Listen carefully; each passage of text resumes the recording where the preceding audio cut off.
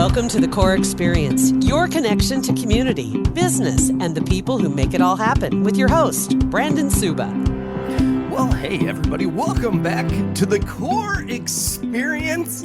We're back in the studio here. I'm excited to be with you. My name is Brandon Suba. I am the host of the Core Experience today and most days. And if you want to see, I always throw this out there, if you want to see what this looks like, right, in the studio and all of that, we are on YouTube. So you can go to the Core Bank YouTube page, and this exact podcast that we're recording is also going to be on video. Are your relatives watching? And you can see, you know what? I've been podcasting long enough.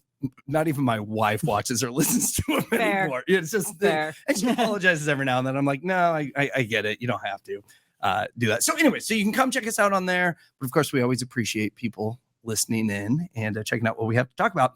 And today, I think I have to say, we have the most famous, I was told we have the most famous person on the podcast today. Is that right? I don't know that I would JT say that. Yeah, I would. So no, I'll tell you who we have. So we have Carol Wang with us today, and you are the executive director for, and I'm going to say it full once, and then we can abbreviate the rest of the time. Right. But it is Metro Omaha Medical Society. It is abbreviated as MOMS, and I wanted to share the story with you because I haven't had a chance to. When we first started getting involved with MOMS, we had an event, and I wanted to just kind of see what it was and get the details. So I Googled MOMS events, and you guys didn't show up on that list. Bad news, because but I do know every Thursday at a church there's a MOMS day out. Yes. So that's how I know what the acronym stands for. Because then when I Googled that, of course, I got much further in life with the event. So.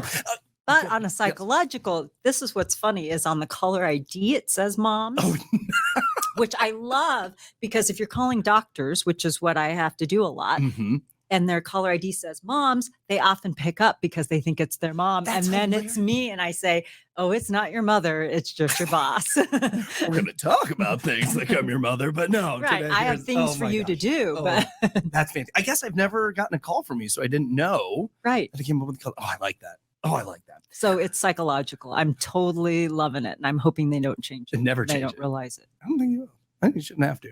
So anyway, so we wanted to bring you on the show. Like I said, we're sponsors. And I've been able to go to quite a few MOMS events lately. You were just there. I just saw you. Right. We had a dinner with lawyers and doctors. What a fun room. I know what to put together. It really is. And for 40 some years they've been doing it. Wow. Yeah. I know they said that, but I guess it really didn't set in until you said it there.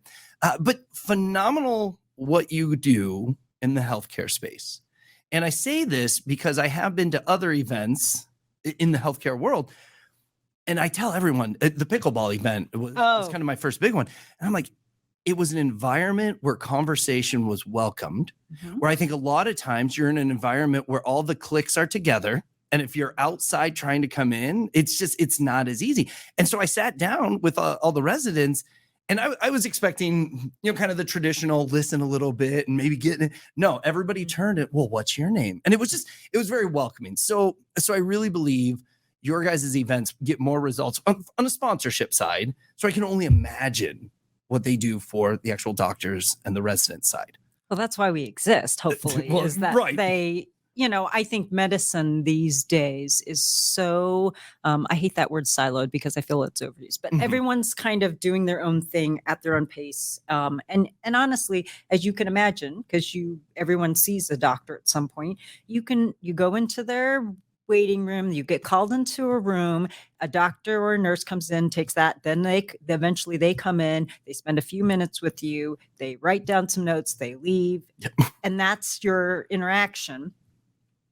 And so if all they're doing is going into each individual patient room all day long, typing in their office the notes from that meeting, then you can only envision that that's a very lonely practice to have, and you don't get to see each other, and you don't get to talk to each other, and you don't get to share, I think, both the tribulations and the trials of having to run practices and having difficult patients and having tough conversations. And I think that used to be a little less back in the old days of when I think all the doctors hung out at doctors' lounges, and they all had, in the hospitals, these rooms where they all got to sit and compare notes. And I don't think that happens as much anymore because they're spending so much time just getting through their patient roles, that I think that's kind of what we have turned out to become, is the gathering place, hopefully, for our physicians. And they really get a chance to learn from each other and gain support from each other, which I think you don't think that doctors need, but I think they absolutely do, like every one of us. Of course. Well,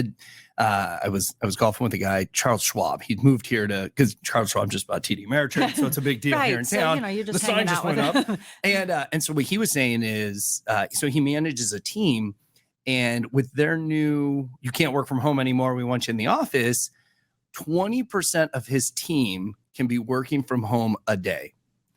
And in my mind, I'm like, that is a hard balance to juggle. But what that shows me is companies miss and understand that interpersonal energy that a team can bring when we're all together, not on Zoom, not all over, but when we are in a room together. It's amazing how different that is. And so I'm very proud of them to say, hey, I know everybody's cool and this is how we're all doing, but we're not. Right. You still have that little bit of flexibility, but we're not. So I feel moms is kind of the no more Zoom. Let's be together. Let's interpersonal and really meet face to face. What got you into moms? And I actually don't know the history of you with moms. So I'm excited for this question myself, too. So I am the misfortunate, whichever version you want to call, product of. And I think this goes back to your initial question that you may not know of. And I don't know, probably I precede you. So I used to be a news anchor in town. I knew your name was it Channel 7? Channel 6, Channel 3 and Channel 7. Channel 3. Okay. Yes. So I used to be on TV. And when I was leaving television, I was trying to figure out what I wanted to do next. And the executive director then of Moms called me and said, I am retiring and they would like to see if you would be willing to take this job. Really? So I came in and I didn't even know they existed. I mean, this is, I mean, it's a very niche type of thing. And so I walked in to meet with the doctors. I Googled them the day before I walked in just to see exactly what they were. And then I walked in to meet with their board, and we went from there. So I do know your past career then, and I always recognize your name, but I thought maybe it was just a common name, but obviously it is a common name. I think there are a lot of people. I'll roll with that. But okay, well that is really cool. And then, so how long you've been with almost Moms 9 years. 9 years, and you've done some great stuff. Well, I hope so. Survived the pandemic and all that was fun. That was a challenge, but, And maybe we'll dig into this, but I do know this story, so I kind of want you to share it. But what's the room that you guys built over there on 114th? So we built a physician wellness center, and there it is. By built, we mean we decorated a old retail store that turned into our physician wellness center that we're renting. And we did it as the pandemic was easing a little bit. What we were having problems with, and we are still having problems. So as an issue facing physicians, nationwide, worldwide, whatever, is burnout. And prior to the pandemic, we were already seeing that about 50% of physicians reporting burnout at some time or other. And so we were already, and we had unfortunately, a few physician suicides in our community. Wow. And so we already knew, and we're already kind of working on this space and the need to have this. And then the pandemic happened. And when vaccines started rolling out and the physicians and healthcare workers all got their vaccines first and rest of people, what we found was that doctors couldn't congregate at all because unless they knew that everyone else was vaccinated, and there weren't places for them to be. And all these healthcare centers were so nervous because there were provider shortages. They didn't have enough physicians. They couldn't afford if, 20 doctors got sick and had to be out. And so we felt like, okay, we're going to open this space for you guys, and, and you guys are going to be able to hang out. And it's 2 or 3 years later and they are still doing yoga and they are meeting each other there for wine and conversation, and the retired physicians meet there for coffee. And so it's been a really good place for them, I hope. And I hope it continues to be. There are books on the shelves, there's a TV, there's a quiet little office. I know that there are some doctors who tell me that I just need to get out of my office for lunch. And so I'll take my lunch and go there. And even if I'm charting there, just somewhere different to be out of my, cubicle. That's Laura told me about it. So that's how I know about this. And to me, that sounds like one of those, the pandemic, we needed this, but now that that's over, we're done. But it's still pretty active, as you just said. Yeah. And it's just an escape. Well, and I think it's that whole thing of, again, we talk about the loneliness that happens in a practice if you just are there. And so, I think all of us collectively as humans have realized how much we need some interaction, some friendships, and how much we have let some friendships go in the last 2 to 3 years, not from willful neglect, but from the actual fact of you got out of practice seeing people. So you don't make the time and you don't think of it and you get into your rut of your routine. And I think we are all in that. And so if there's a reason to make an appointment to go see someone and hang out, you have to do that. And so that's what our hope was, that this would be a space where people would be like, meet me there for a drink. I know you're across town, I'm across the other side. Let's meet in the middle. Well, and the location is great. Yeah, I really love the location. It really is. And, it doesn't help that it's close to Costco. And so, because I have to do the, wine runs to make sure there's wine and beer in the fridge. And so I'm like, okay, I'm going to tootle myself down the block. Yeah. Never hurts to do a Costco run. Right. Okay, let's see. I have notes here. Over 150 years you have been serving physicians, and it sounds like Douglas, Sarpy counties, Nebraska, and Potawatomi counties in Iowa. So give us, I think we've talked about, we do events and you have all this, but kind of give us an overview of what the Moms Organization does in these areas. So you'll laugh. 150, we're now at 156 or 57 years ago. The medical societies was built to be not only a place where they could talk about latest research, because obviously you can only imagine how much medicine has changed in 150 years.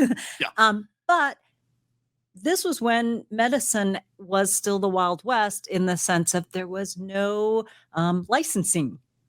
There was no laws about medicine. And so the medical society was the standard bearer of medicine. And so if you ever come into our office, you'll have to look. We have the notes from 1871 framed, because every year the medical society determined how much doctors could charge for procedures and that sort of thing, because they set the rates, because again, there was not insurance. Right. And so they determined what was out of bounds for what you set. So I look at it all the time, because I love to kind of, like, a cesarean section is like $30 or $50 to $100 if they have to go to your house. Of course. And we make house calls too. Why not? I mean, and it was like $10 to $20 for a primary care visit. And so they set the rates, and that's what every doctor had to adhere to in good standards of practice. And so that was what the medical society was originally like 150 years ago. It would discipline doctors if they didn't practice within the reasonable bounds of science and knowledge, so, and then it would call to question hospital practices that were not okay. So they were the regulatory agency of medicine until states and federal and insurance companies all took that task over.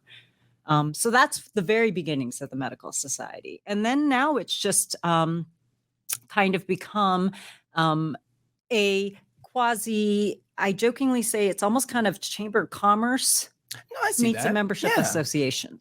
So we do a lot of work in the sphere of representing physician voices, both to lawmakers, but also to organizations as we work through public health issues, as we work through, health crises. There's a lot of public health commissions or small groups, whether it's Douglas County Health does their every decade or so, they have to do their where are we in health, access to health, and that sort of thing. And we sit on those panels, and we sit on how are we handling Medicaid, Medicare? How are we handling how many uninsured people are living in our communities and are not getting access to care? How many doctors are within however many square miles? What's best practice of that? So we sit on a lot of those cancer coalitions, asthma. You can just list them out. And, like I will be honest, I get a ton of calendar invites from all these different organizations. Hey, we would like your input. We'd like your help with this. And they all kind of show up and I peek in. Mm-hmm. But, I don't always have as much time to follow through. And I figured they know where to find me, obviously, if they need something. Right. And somewhat of the expert. And that's neat about the society concept. So where do you find yourself putting your focus on now, right? You get all these invites, you have all these different things. What does Carol enjoy to dig into? You know what? I have really enjoyed and really loved our work in physician wellness because I think it is so important, because I think it is really how we are going to manage healthcare in the future. The other area I'm digging into right now with our physicians is our pipeline, because because of burnout, because of pandemic, because of all these factors, we have a lot of doctors retiring. And the question is, how many are coming in? And as you know, Nebraska already is a state that is heavily conversed in brain drain. And so the question is, are we getting doctors? Are we retaining doctors? What does it take to get a doctor here?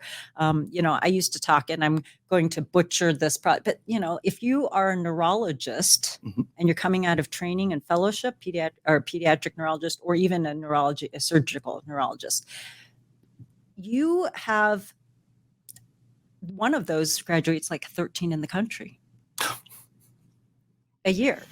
In the air, the finite amount. So now and everybody wants one. Yes. So how do you get them? How do you get them to pick us? How do you get them to pick here? And so for us, it's a discussion of, are we making sure that we are growing enough of our own to help handle what we need in healthcare? And if not, what's causing us not to hold on to our own? So that's a big conversation I think we're having, and we've been having, but it's been a hard one because it's, if you can raise your own, that everybody else wants them too. Mm-hmm.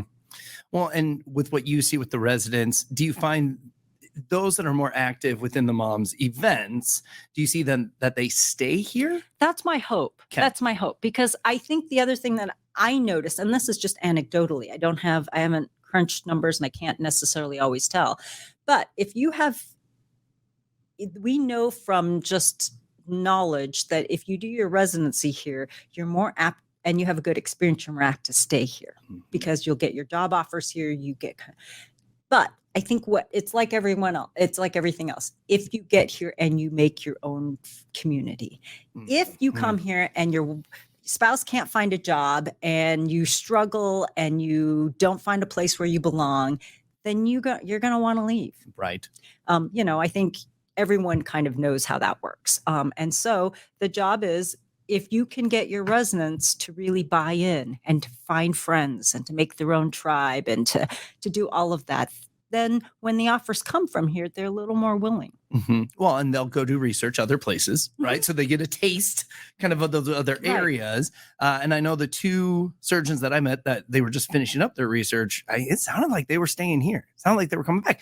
But they were also super active at the event. And I think that goes hand in hand. And like you said, if you don't have a community, why would you stay? Right. I don't need to sit in my apartment or my house all day by myself unless I'm at work. And so your organization gives them fun, gives them something to do. And you guys have so many great events. We hope. But then we also want to find people at where their passion point is. So some people are really passionate about lawmaking and policy. And so we really put them in front of lawmakers and we try to put them in that space. And obviously we do a lot of work. We try to do a lot of work with lawmakers in our communities, just to at least say, hey, we have resources. If you want to talk about an issue, if you have questions, please let us know. And I have some state senators who in between sessions will send us, hey, we're looking at this bill. Can you redline it for us? So then if it's a bill about something that has to do with asthma, then I send it to my allergy and asthma docs and I say, hey, can you guys take a look at this? Tell me what you think are the goods, the bads, the cons, and the stuff that unintended consequences. Because I think that's what we have to arm our lawmakers with when we go is, okay, you could do this, but here are the consequences of it the way you've got it set up. And that's so that, there are people who are very passionate about that. And so they love doing that part of it. So that's the legal side. What are some of the events? And I know a couple in my head, but what are some of the events that you do? Because it is literally residence to retirement. So you guys have a lot of different stuff. So let's go over some of the kind of the fun ones and the necessary ones, I'll call it. Right. So we start the year in January with our annual meeting. I came to that. And so it usually is the inauguration of the new president of Moms and a recognition and thank you of all the past officers and the new officers. So that's our official changing of the guard each year. And then sometime in between the spring to early summer, we do medical legal, which is what we were at last time. And it is the partnership of the Omaha Bar Association and the Medical Society. In between that, the retired physicians are meeting for coffee in the Wellness Center during the winter, and then they start programming in May because they all come back from Arizona and Florida and warm environs. Smart people. That makes sense. That makes sense. And so then they start their in-person programming, and so they have 4 events every month starting in May, June, July, August. And sometimes they go into September and October, depending on what they've lined up for their speakers. And then they all fly away and then they're gone for the year. And then we have early career physicians, which are, so this week, in fact, we start resident orientation this week and next week. All right. And fellowship orientation. So we're at the universities orienting them about moms, how to get access to everything, getting them acclimated. And then we have an early career physician activity for them probably within the next 6 weeks. That's what they're planning right now. And so they do 3 or 4 events a year. Women in medicine do 3 or 4 events a year. And then there's just the random things that, there's doctors who want to do a book club. And so I think they're trying to put together that. There's the yoga group that does it every Wednesday. There's, so there's just lots of moving pie charts. Sure. And so, the legislative committee, they just had caucus and pre-caucus 2 weeks ago. So now we are getting ready for August when the Nebraska Medical Association annual meeting. So all the resolutions, all the policy changes we want go that way. So wow, so many facets. So many things. I thought you just put on really neat events and got people there. Yeah.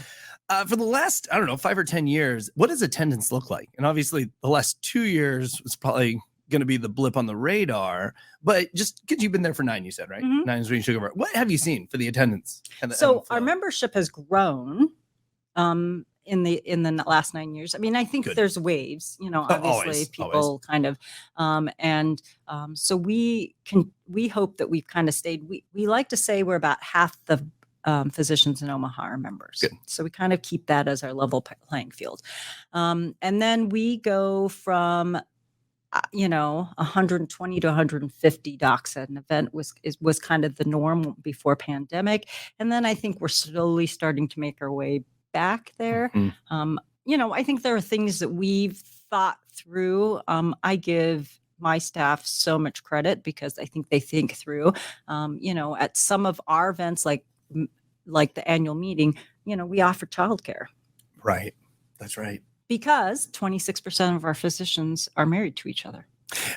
I have learned this now that I'm very much in the space and I work with doctors quite often. A lot of them are married to another doctor. Not so common in the same space though. Like you don't have not 2 surgeons together. And sometimes I'm like, so do you ever see your spouse just pop in for a quick anesthesia? And you're like, hey babe, and then you move on.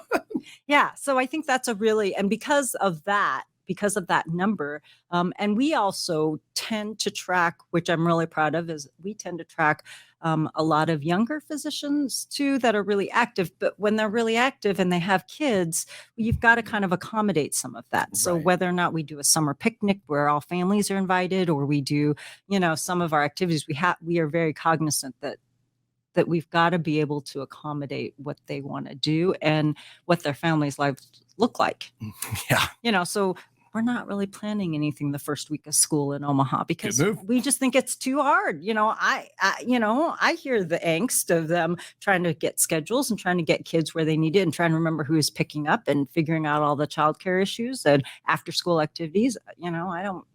I don't want to add another thing to their plates. Well, and on top of all that, they're also still doctors doing that. They kind of have to go to work, and that thing kind of comes into play. But yeah, and I find it super fascinating to kind of be a fly on the wall as they maneuver kind of the relationships of how they manage the two career families. Mm-hmm. Well, and I work a lot through the home buying process with a lot of our doctors too. And I'm very impressed, honestly, with how good the communication is through that process. Now, when you're buying a home, it's kind of you're a little high, right? But even just when we're working on normal stuff, I know that they get these 15-minute breaks every few hours, right? Yeah, you got to go sit in your office for a second. So my goal is always to make everything's ready to go. So the second they read an email or a text, they're going to either get the answer or one more question for me to work. And then once I get that back, then we go. And I'm always impressed with how good the communication is, because I'll tell you right now, if I had to do all the things that they have to do, because it's not just walking in, chatting with a patient, saying, yeah, probably this, and putting a prescription in. And I've learned that more in the last year than I think I've ever known in life. But they also do a great job balancing their life too, just normal stuff that we take for granted that we can knock out at 5:30 in the afternoon. Yeah, okay, we'll get it figured out then. Well, they're probably going to go till 7 or 8, right? And everything closes at 8, and that's another thing too. Is I try to tell them, text me. We'll make it work. Text me at 8. I'll get it figured out. I'm not a banker with banker hours, unfortunately, but that's the reason we want to focus on healthcare specifically in the banking, is because they need a little different opportunity than your average consumer. I think that's what I've really appreciated about you guys and working with you, because I think you get that. The fact that, I am always full of admiration and respect for our doctors and what they accomplish in their lives and how accomplished and how smart they are. And, I always say it's not brain surgery, but he does do it or she does do it. So, but I think about like how much you can tell when, if they're passionate and good at what they do, which they are, to have achieved this level. And the fact that they are trying to be as considerate or as on top of things in their lives as possible. I can't tell you how many times a doctor we'll have a meeting or we'll have something, and I get a text from one of the doctors, or they come in and, hey, I've got a woman, she's at 4 centimeters, 4, and I've got about half an hour before I have to go deliver this baby.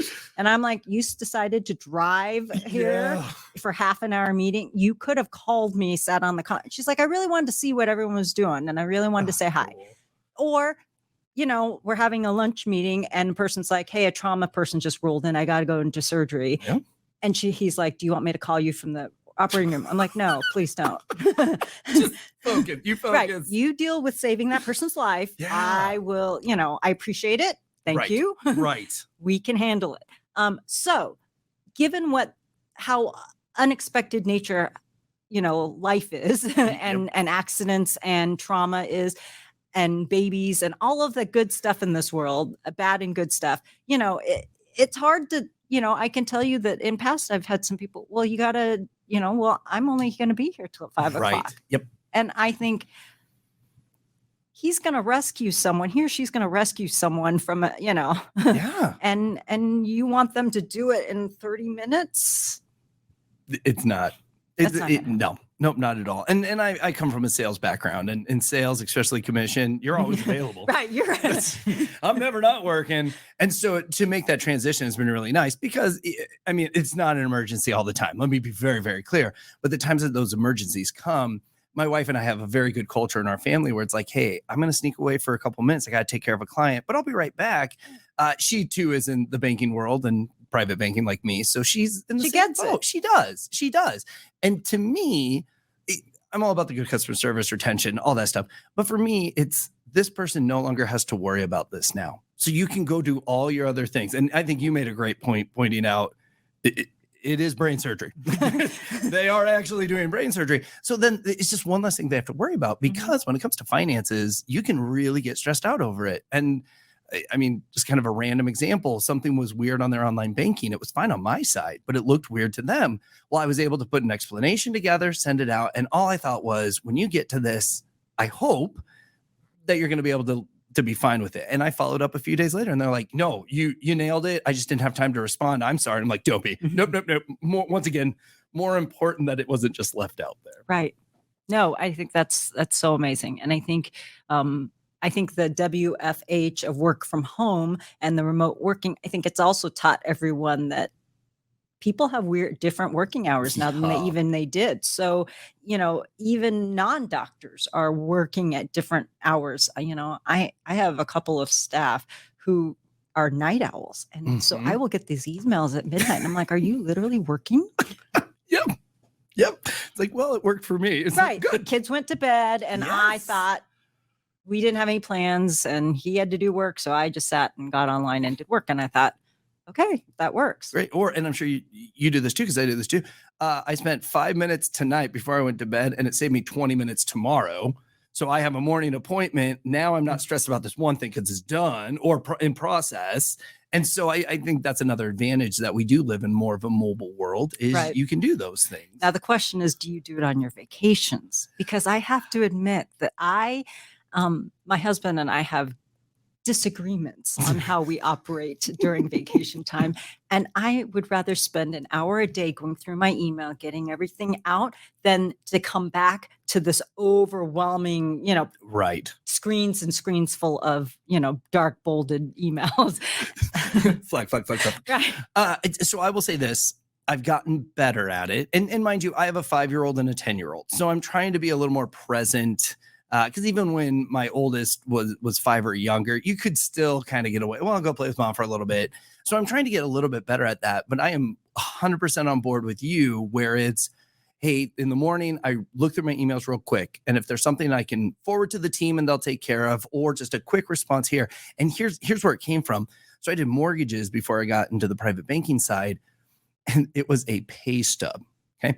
I needed a pay stub to update so that we could get the clear to close. Well, the email came the day after I started vacation. And for some stupid reason, I'm like, this is the one I'm not going to work at all. I did forward it out, but it got lost in the shuffle. And so when I came back, we were now crunched to get closed on time. And it was a pay stub. And that's where I came up with okay, if I would have just requested this and taken care of it, I wouldn't have these 2 days of heck on my hands, and I would have only lost a few minutes on vacation. Right. So I do believe zipping through it really quick, kind of prioritizing what needs to be done. And and now back on the doctor space, everyone that I've worked with, and they find out I'm on vacation, right? Like, oh, hey, I'll get this taken care of. I'm camping today. They apologize. Yes. And I don't.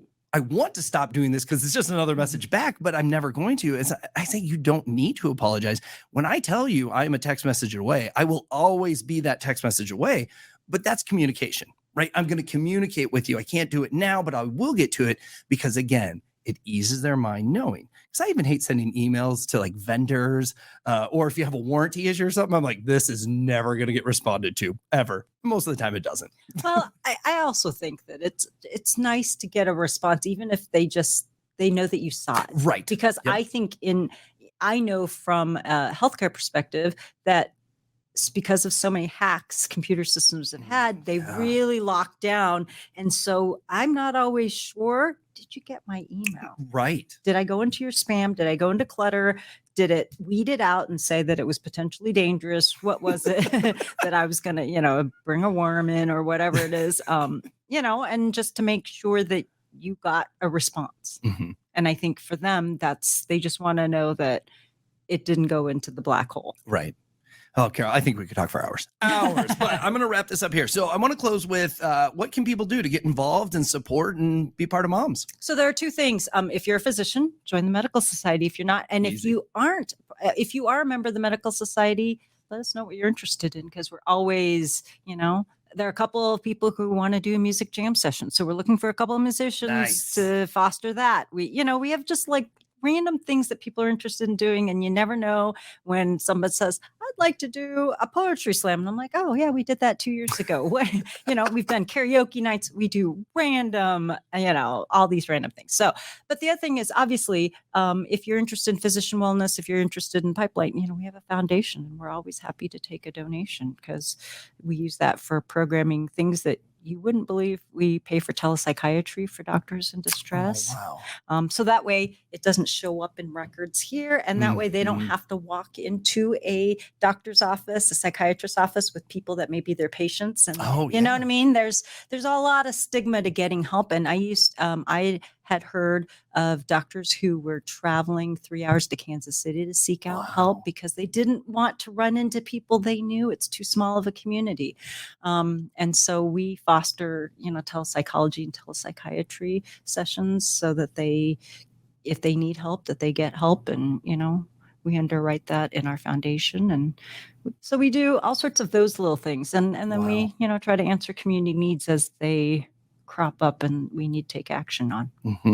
The whole going far so no one recognizes you. I was at a Rotary meeting and the person speaking dealt with veterans, and they purposely put their building tucked back away almost in a subdivision because they're like, we've had veterans that won't come to us because they're embarrassed people will see their car. And we talk about mental illness all the time, but people don't realize even if the help is there and accessible, we still have the stigmas and the judging and the, hey, I saw your car the other day at the psychiatrist. How you doing? And it's nobody's business. It's nobody's business. So the tele thing, that's neat. That's really important. I mean, we kind of happened upon that as we kind of developed our physician wellness. And we also have like an online assessment that any physician can take. And it kind of tells them how burned out they are and how they're doing. So I kind of say, I liken it to taking your temperature. Yeah. How are you feeling? Do you have a lot too much going on? Are you not handling it well? We have a social worker who reads those back ends and responds. And so, accordingly, and if they need to be referred on to more help, then that's where we refer them on to, and whether it's our telepsych or whether or not someone local. And we've tried to keep a list. That's probably something I probably have to sign out to staff to double check that list of physicians and psychologists who do a lot of physician work and who have maybe odd hours, a separate waiting room where they can sneak in and out, or something that they've made accompaniments for. Well, and they're specialists. And so I'm sure a lot of physicians get in their mind, if I'm not here, who will do this? And that's a big burnout thing because it will get figured out. I mean, don't leave, doctors. We need you. We want you. We want you here. We want you, but take your time too. Have a little vacation.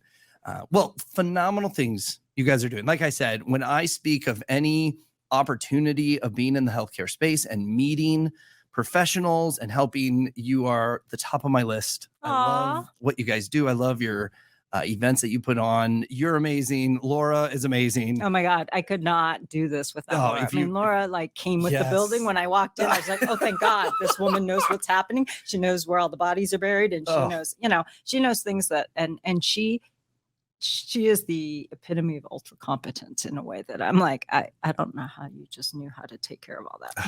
You don't find that much anymore. Don't find that much. I know. Well, Carol, thank you so much for your time today. Oh, thank you for having me. Telling us more about it. Happy to have you on the podcast. And for everybody else, the core experience is your connection to the community, business, and the people who make it happen.